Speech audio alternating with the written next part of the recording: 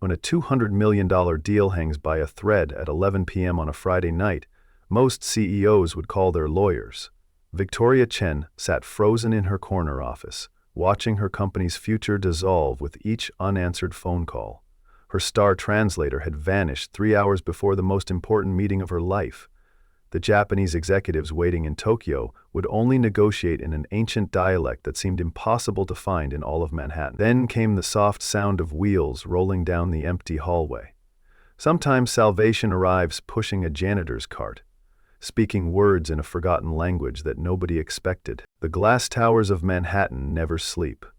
But on this particular Friday night, the 47th floor of Chen Technologies felt like a tomb. Victoria had built her empire from nothing, transforming a small startup into a $500 million artificial intelligence company. Tonight, everything she had worked for hung in the balance. The Yamamoto Industries deal would either catapult her company into the stratosphere or leave it vulnerable to hostile takeover by her ruthless competitor, Brendan Walsh. She pressed her palms against the cool glass window, watching the city lights blur through her exhaustion. The irony wasn't lost on her that the woman who had revolutionized language processing software couldn't find a single human being to translate the most important conversation of her career. David Morrison had been her ace in the hole for 3 years running. The 60-year-old linguistics professor moonlighted as a corporate translator, one of only 3 people on the East Coast who spoke the ancient Kansai dialect fluently. Victoria had paid him a premium to be available tonight, knowing that old Takashi Yamamoto insisted on conducting serious negotiations in his grandfather's tongue. It was a cultural test that separated serious partners from opportunistic foreigners. Morrison understood this. Morrison was supposed to be here. Instead, his phone went straight to voicemail, his hotel room was empty, and her assistant had confirmed that he'd checked out hours ago without explanation. The cleaning crew usually finished the lower floors first, working their way up through the building like a slow tide. Victoria barely noticed them most nights, these invisible workers who maintained the gleaming facade of her success. But tonight, as panic clawed at her chest and desperation made her hyper-aware of every sound, she heard the soft squeak of wheels approaching her office. The door was open, as always when she worked late. She believed in accessibility, in being seen as approachable by her employees, though she wondered now if any of them had ever truly seen her as anything more than a figure behind glass walls. James Sullivan had been pushing that same cart through these hallways for 2 years. Jimmy to his co-workers, Mr. Sullivan to the few executives who bothered to acknowledge him.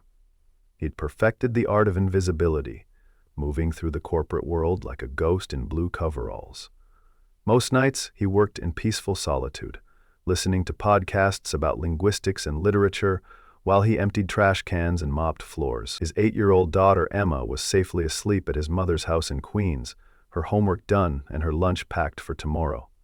This job paid the bills, kept them afloat, and allowed him to maintain the fiction that their reduced circumstances were temporary. He paused outside Victoria's office, recognizing the particular quality of distress in her voice as she spoke rapidly into her phone.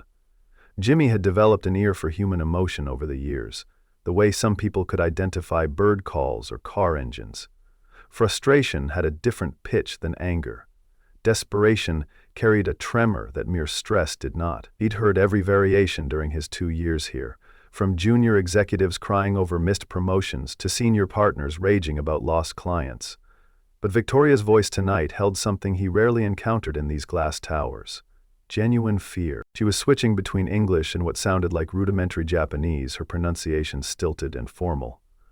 "Yamamoto-san, please understand, we are experiencing a technical difficulty," she was saying, her voice tight with controlled panic. "The translator will be available shortly. Yes, I understand the time difference. Yes, I know how important this is." The line went quiet, and Jimmy heard her phone clatter onto the desk. When he glanced through the open doorway, he saw her with her head in her hands, shoulders shaking. Without thinking, he knocked gently on the doorframe. She looked up with red-rimmed eyes that seemed surprised to see him, as if she'd forgotten other people existed in her sphere of crisis. "Sorry to disturb you, ma'am," Jimmy said quietly, his Queen's accent soft and unassuming. Couldn't help but notice you might need some coffee. Looks like it's going to be a long night. He gestured toward his cart, where he kept a small thermos for his own breaks. Victoria stared at him for a moment, processing his presence as if he were an optical illusion. In 2 years of late nights, she had never actually spoken to him beyond polite nods that constituted acknowledgement between different social spheres. Thank you, she said finally, her voice hoarse from hours of phone calls. That's very kind. There was something in her tone that suggested genuine surprise, as if kindness from someone in his position was unexpected.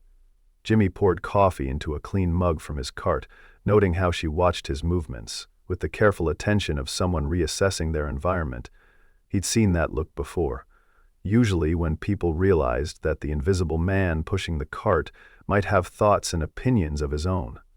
Most of the time it led to awkward overcompensation.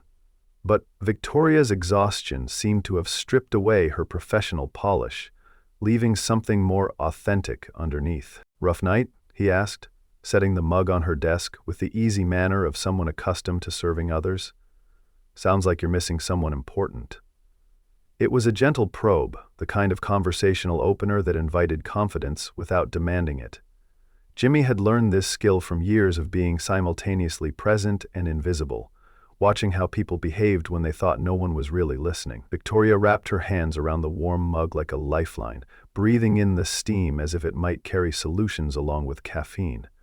She studied his face, perhaps noting for the first time that his eyes held more intelligence than his position suggested.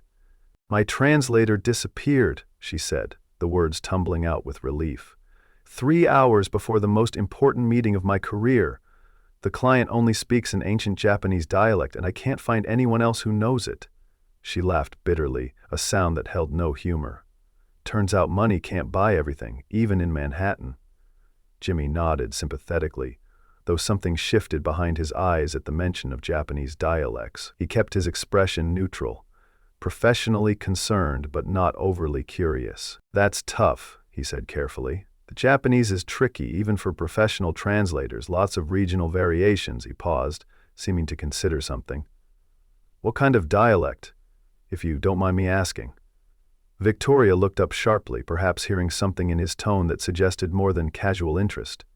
But desperation made her less cautious than usual, and she needed to talk through her problem with someone, even if that someone was a janitor who had no power to solve it. "Kansai, apparently," she said, watching his face for any flicker of recognition. "The old version, not modern Osaka dialect.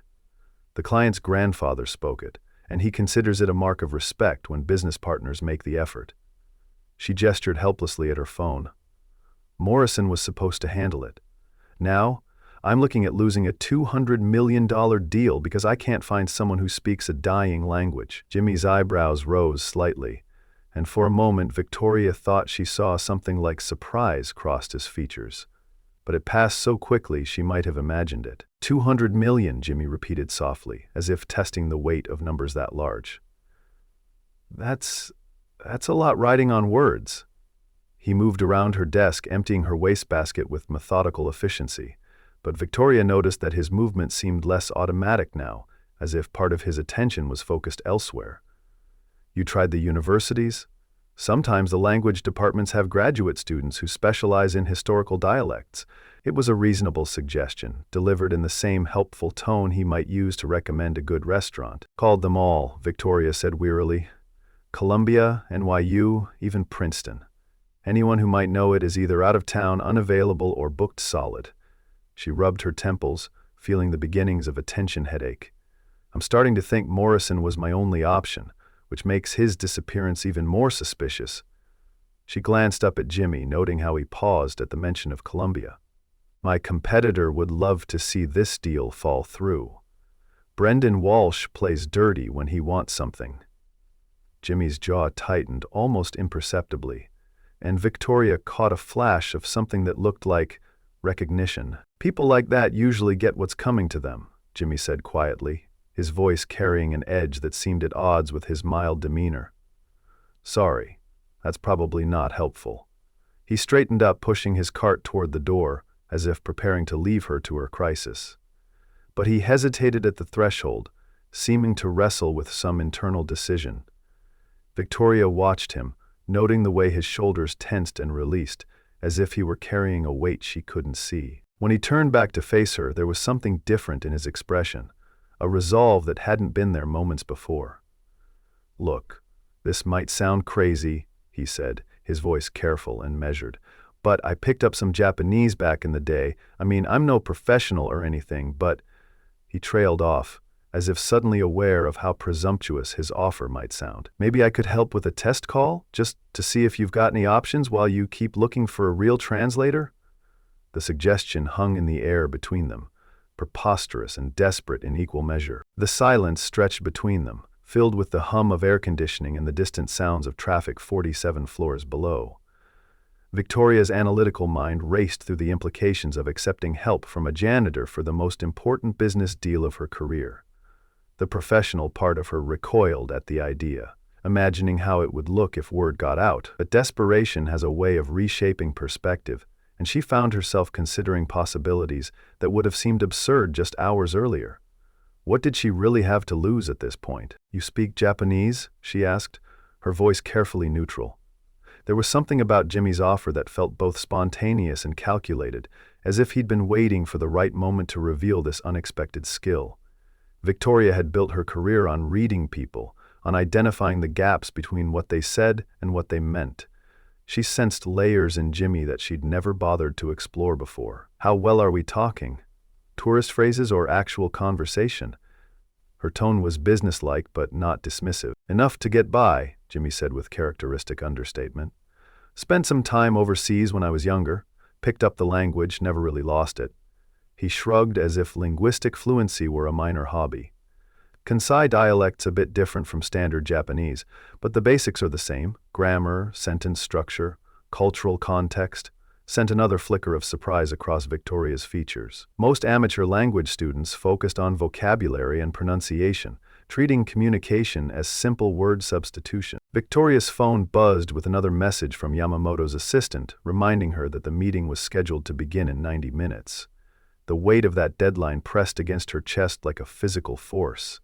She looked at Jimmy again, trying to reconcile his humble appearance with the possibility that he might possess the exact skill she desperately needed. Her rational mind catalogued all the ways this could go wrong, but her intuitive side whispered that Jimmy was more than he appeared to be. "What would you need to do a test call?" she asked finally, her voice betraying none of the hope and fear warring in her chest. "Just to see if you can actually communicate with them?" Jimmy's expression remained carefully neutral, but something shifted behind his eyes, a flicker of what might have been relief or anticipation. He moved his cart aside and approached her desk with a different kind of confidence, as if stepping into a role he'd been preparing for without realizing it. "Just need the number and maybe a quick briefing on what kind of business you're discussing," Jimmy said, his voice taking on a more professional tone. Cultural context matters in Japanese business. Formality levels, proper honorifics, appropriate ways to address different hierarchical positions. He paused, seeming to consider his words carefully. "Yamamoto Industries is old school, traditional. If I'm going to represent your company, even temporarily, I need to understand the stakes and the players involved." The way he spoke about honorifics and hierarchical positions suggested knowledge that went far beyond casual language acquisition. Victoria felt a spark of hope ignite in her chest, though she tried to keep her expectations manageable. Even if Jimmy could manage basic communication, there was no guarantee he could handle complex business terminology. But he was here, he was willing, and he seemed to understand the gravity of the situation. She pulled up Yamamoto's contact information on her computer, noting how Jimmy positioned himself to see the screen without being asked. "Yamamoto Industries is a manufacturing conglomerate," she began, settling into explanation mode. "Third-generation family business, very traditional in their approach to partnerships. The deal involves licensing our artificial intelligence software for their automated manufacturing systems." She pulled up financial projections and technical specifications, watching Jimmy's face for signs of confusion. Instead, she saw focused attention and what looked like genuine comprehension. AI integration for manufacturing automation, Jenny repeated thoughtfully. That's complex stuff. A lot of technical terminology, safety considerations, quality control protocols. He studied the documents with careful attention. What's your competitive advantage? What makes your software worth $200 million to them? The question was astute, cutting straight to the heart of the value proposition that Victoria would need to communicate effectively. Victoria found herself explaining her company's innovations with more enthusiasm than she'd felt all evening. Their software wasn't just about automation efficiency. It was about adaptive learning systems that could predict and prevent manufacturing defects before they occurred. As she spoke, she noticed Jimmy asking increasingly sophisticated follow-up questions, demonstrating understanding of concepts that should have been completely foreign to someone in his position. "Smart approach," he said finally. "Japanese companies value long-term thinking and risk mitigation. Yamamoto will appreciate technology that prevents problems rather than just solving them after they occur." He looked up from the screen, meeting Victoria's eyes directly. "Cultural note. When you present this, emphasize the harmony between human workers and AI systems. Traditional Japanese business philosophy values balance and cooperation over replacement and disruption." The insight was sophisticated, demonstrating understanding not just of language, but of cultural frameworks that shaped Japanese business decisions. "All right," she said, reaching for her phone. "Let's try a test call with Yamamoto's assistant." She dialed the number, activating the speaker function so Jimmy could hear both sides of the conversation. Her heart hammered against her ribs as the phone rang.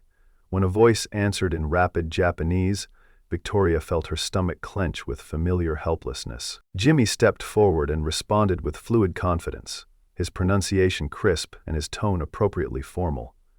Victoria couldn't understand the words, but she could hear the respect and professionalism in his voice. The conversation flowed naturally, with Jimmy asking questions and providing explanations that seemed to satisfy the person on the other end. When he switched to what must have been Kansai dialect, his voice took on a slightly different quality, warmer and more personal. The call lasted nearly 10 minutes, far longer than Victoria had expected for a simple test. Jimmy's side of the conversation grew increasingly complex, incorporating what sounded like technical terminology and detailed scheduling discussions. He took notes, writing in what appeared to be Japanese characters alongside English translations. When he finally ended the call, Victoria realized she'd been holding her breath for most of the conversation. "Well?" she asked, though his confident smile already suggested success. "What did they say?" Jimmy set down his pen and looked at her with an expression that mixed professional satisfaction with something that might have been amusement. There was a different quality to his presence now, as if the phone call had allowed him to shed some protective layer of invisibility. "They're ready when you are," Jimmy said simply. "I explained the situation with your regular translator, told them you had backup language support available. They appreciated the honesty." He gestured to his notes. "Yamamoto-san himself will be joining the call, along with 2 senior executives and their technical team. They want to focus on implementation timelines and integration protocols, but they also want to discuss your company's long-term vision for the partnership." Victoria felt a surge of relief so powerful it left her momentarily lightheaded. Against all odds, the man pushing a janitor's cart through her hallways had just salvaged her most important business deal. But relief was quickly followed by new anxiety as she realized the magnitude of what she was contemplating. Allowing Jimmy to handle basic communication was one thing. Relying on him for complex negotiations involving hundreds of millions of dollars was quite another. "Jimmy," she said carefully, "I need to ask you something, and I need you to be completely honest with me."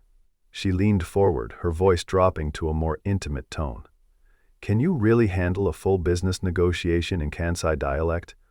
Because if we start this meeting and you can't deliver, it's not just my company that suffers.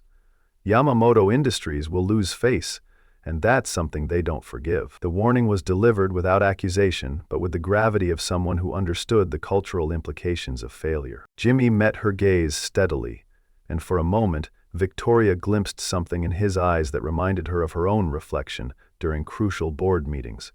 The calm confidence of someone who had faced high-pressure situations before. "I can handle it," he said quietly. But I think you should know that this isn't the first time I've done something like this." He paused, seeming to weigh his words carefully. "I used to have a different kind of job before."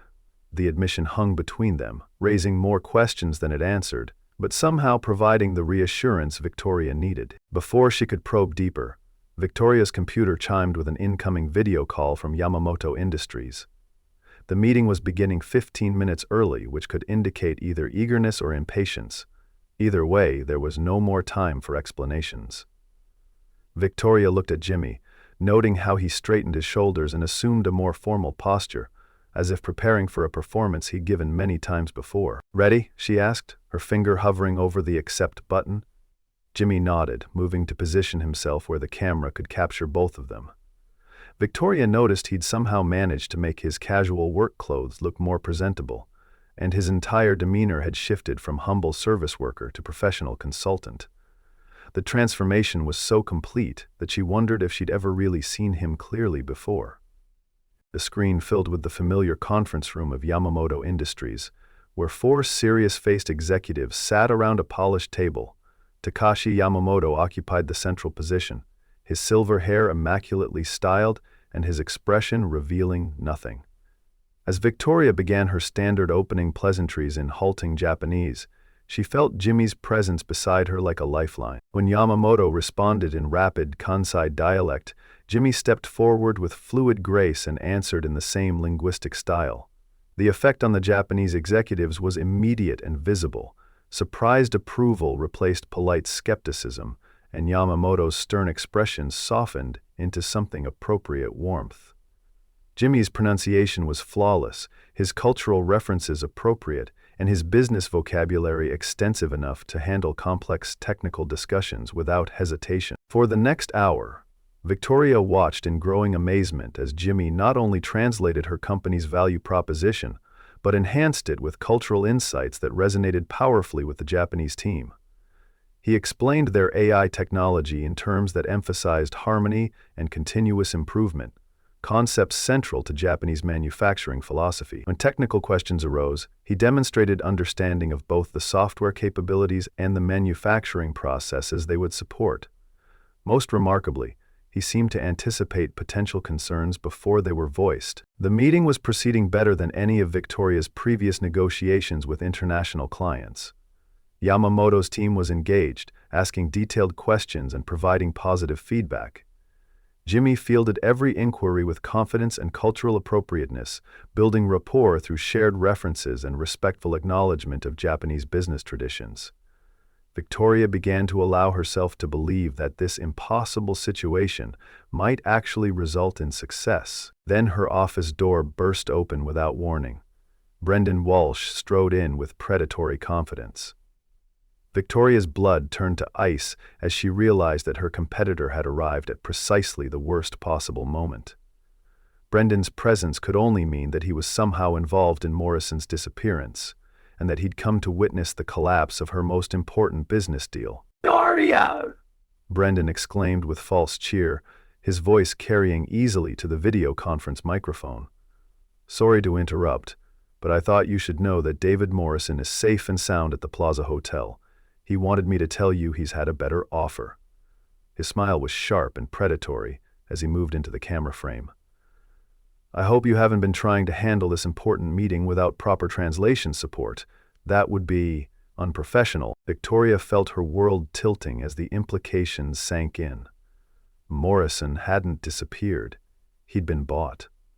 Her competitor had outbid her for the translator's services, leaving her stranded at the crucial moment. Worse, Brendan's presence here meant he knew exactly when her meeting was scheduled, suggesting corporate espionage. The Japanese executives were watching this drama unfold with expressions of growing concern. "You're letting a janitor handle your biggest deal?" Brendan continued, his voice pitched to carry maximum humiliation. "Come on, Victoria. These are serious business people, not charity cases looking for feel-good stories about the working class." His contempt was palpable, designed to undermine not just Victoria's credibility, but Jimmy's dignity as well. On the screen, Yamamoto's expression had shifted from warmth to confusion and growing displeasure. The revelation that Victoria had been using building maintenance staff as translation support clearly violated his expectations of corporate professionalism. Jimmy stepped forward, but Brendan cut him off with another calculated blow. "I'm sure Mr. Sullivan here is very nice," he said with poisonous condescension. "But Yamamoto Industries deserves better than improvised language support from the cleaning crew." The room fell silent, except for the hum of electronics and distant traffic. Victoria felt the weight of 2 years of work and hundreds of millions in potential revenue hanging in the balance. She could see the disappointment on Yamamoto's face, could feel Jimmy's pain at being reduced to a stereotype. Brendan's sabotage was working exactly as planned, but as Victoria looked at Jimmy, she saw something unexpected in his expression. Instead of shame or defeat, there was quiet resolve that reminded her of steel beneath silk. When he spoke, his voice carried a different quality than she'd heard before. Less humble and more authoritative. "Mr. Walsh," he said calmly, "I think there might be some things you don't understand about this situation." He turned toward the camera, addressing Yamamoto directly in flowing Kansai dialect that carried subtle undertones of formality and respect. What Jimmy said in those next few moments transformed the entire dynamic of the room. Victoria couldn't understand the words, but she could see their effect on Yamamoto's face. Surprise giving way to interest, then to something approaching respect. Jimmy's tone was measured and dignified, carrying none of the defensive anger that Brendan's attack had been designed to provoke. Instead, he seemed to be providing context that reframed the entire situation. When Yamamoto responded with what sounded like questions rather than dismissal, Jimmy answered with fluid confidence. His responses grew longer and more complex as the conversation developed. Victoria realized that he was not just defending himself, but actively advancing the business discussion, using Brendan's attack as an opportunity to demonstrate his capabilities rather than apologize for them. "What are they saying?" Victoria asked quietly. Jimmy glanced at her briefly, his expression reassuring. "Mr. Yamamoto is asking about my background and qualifications," he said simply. "I'm explaining that sometimes the most valuable resources are hidden in unexpected places." He returned his attention to the screen, where Yamamoto was nodding thoughtfully. The next exchange lasted several minutes, with Jimmy providing what seemed to be detailed answers about his experience. Victoria noticed that his posture had changed completely. He now carried himself with the confidence of someone accustomed to being taken seriously in professional settings. Whatever he was telling Yamamoto, it was having a positive effect. Brendan was growing visibly agitated as he realized his sabotage wasn't producing the desired results. "This is ridiculous," he interrupted. "You can't seriously be considering doing business with someone who uses building maintenance staff for critical negotiations?" He moved closer to the camera. "Yamamoto-san, my company has proper resources, professional translators, and established protocols." The effect of Brendan's interruption was immediate and negative, but not in the way he intended. Yamamoto's face darkened with displeasure, not at Jimmy's presence but at Brendan's rudeness and cultural insensitivity. Jimmy translated Brendan's words, but Victoria could hear the subtle changes in tone that transformed aggressive dismissal into polite disagreement. When Yamamoto responded, his voice carried cool authority. Jimmy's reply was brief and respectful, but Victoria could see satisfaction in his expression. "What did he say?" Brendan demanded. Jimmy looked at him with calm professionalism. "Mr. Yamamoto said that true partnerships are built on respect and understanding, not just resources and protocols," Jimmy translated. "He said that anyone who interrupts business meetings without invitation demonstrates poor character." The words were delivered without malice, but their impact on Brendan was devastating. Victoria felt a surge of hope as she realized that Brendan's attack had backfired spectacularly. Instead of undermining Jimmy's credibility, his cultural insensitivity had strengthened the bond between Jimmy and the Japanese executives. Yamamoto was now addressing Jimmy as an equal, their conversation flowing with ease of mutual respect. For the next 30 minutes, Jimmy conducted negotiations with skill that left Victoria speechless. He didn't just translate her company's proposals, he enhanced them with cultural insights that made them irresistible to the Japanese mindset. When technical questions arose, he demonstrated deep understanding of both AI principles and manufacturing processes. The deal that emerged exceeded her wildest expectations, $250 million, 25% more than her original proposal. When the call ended with formal expressions of mutual respect, Victoria sat in stunned silence. Jimmy had not just saved her deal, he'd transformed it into something beyond her imagination. Brendan stood frozen in the corner, his face pale with realization that his sabotage had achieved the opposite of its intended effect. "How?" Victoria asked finally. "Who are you really?" Jimmy's smile was gentle but tinged with sadness. He sat down across from her desk, his posture now fully that of an equal. "My name is James Sullivan," he said formally. "Until 3 years ago, I was professor of comparative linguistics at Columbia University. I specialized in East Asian languages and cross-cultural business communication." The revelation hit Victoria like a physical blow. "What happened?" she asked, though she dreaded the answer. "I was accused of plagiarism," Jimmy said quietly. "A colleague claimed I'd stolen research for my book. The evidence was fabricated, but it destroyed my reputation. The stress triggered my wife Sarah's heart condition. She died while I was fighting to clear my name." Victoria felt her throat tighten with sympathy. "Did you ever prove your innocence?" Jimmy's smile was bitter, but not self-pitying. "Eventually, yes, but by then it was too late. I had a dead wife and a daughter to support.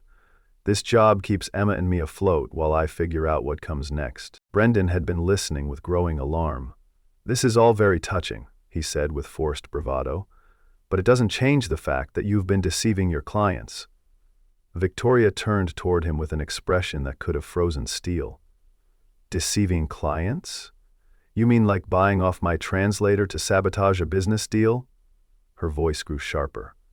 "I think we need to discuss corporate espionage.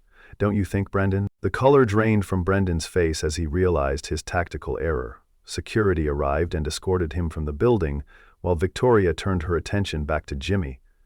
"I want to offer you a position with my company," she said. "Director of International Relations, with a salary commensurate with your experience." Jimmy's acceptance was measured but genuine, establishing boundaries while acknowledging the opportunity. 3 months later, his corner office displayed certificates from clients in 7 countries.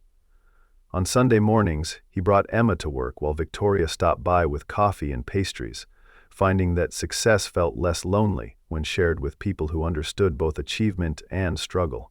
The morning light streaming through the windows illuminated possibilities rather than problems, transforming the Manhattan skyline into a symbol of opportunity rather than isolation. In quiet moments of recognition and possibility, Victoria had learned that the most valuable resources often came disguised as ordinary ones, waiting for someone with wisdom enough to truly see them.